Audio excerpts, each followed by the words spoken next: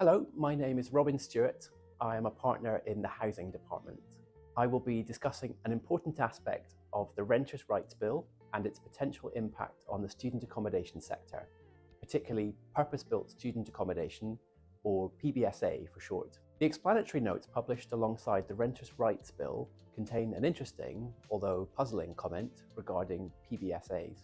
The Renters' Rights Bill is set to abolish Section 21 notices and do away with the entire concept of the Assured Short-Hold Tenancy, or AST. For landlords, this means it will no longer be possible to grant assured tenancies with fixed terms. Understandably, student accommodation providers are concerned, as they often structure tenancies to coincide with academic years. The explanatory notes state, purpose-built student accommodation, PBSA, will be exempt from these changes as long as the provider is registered for government-approved codes, since those tenancies are not assured.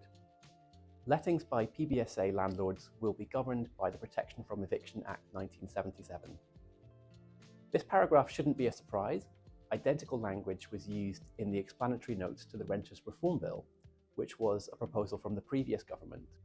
However, it has raised a few eyebrows among lawyers. You see, PBSA providers who subscribe to government-approved codes can currently grant assured tenancies and ASTs. Some student tenancies are already excluded from being assured tenancies or ASTs. For example, if a tenancy is granted by a specified educational institution under paragraph 8 of Schedule 1 to the Housing Act 1988, it cannot have this status. For these tenancies, Section 21 notices were never applicable, so their abolition doesn't change anything. But being a PBSA provider and complying with a government-approved code isn't enough to exclude a tenancy from being an AST. To achieve this, private PBSA providers would need to be on a list specified in the Assured and Protected Tenancies Lettings to Students Regulations 1998. The reality is that most private PBSA providers are not on that list. So contrary to what the explanatory notes seem to suggest, the bill doesn't create an exemption for PBSA tenancies. There is some special treatment for student accommodation within the amendments to the grounds for possession, but PBSA tenancies still fall within the scope of the bill's overall reforms. Could this be a mistake? Possibly. It's puzzling to see comments in the explanatory notes that don't accurately reflect the existing law or the proposed changes.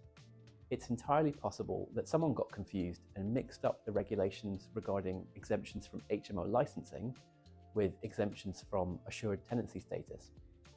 If the government intends to exempt certain PBSA providers from granting assured tenancies, and the explanatory notes do seem to suggest this, a simple amendment to the Lettings to Students regulations would suffice. The government could either identify specific providers and add them to the existing list, or create a new category of landlords who qualify for this exemption.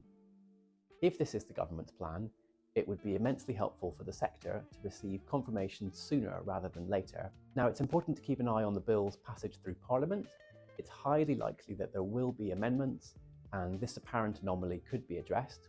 As the reforms take shape, all landlords, especially those in the purpose-built student accommodation sector, should prepare for the changes and seek clarity from the government.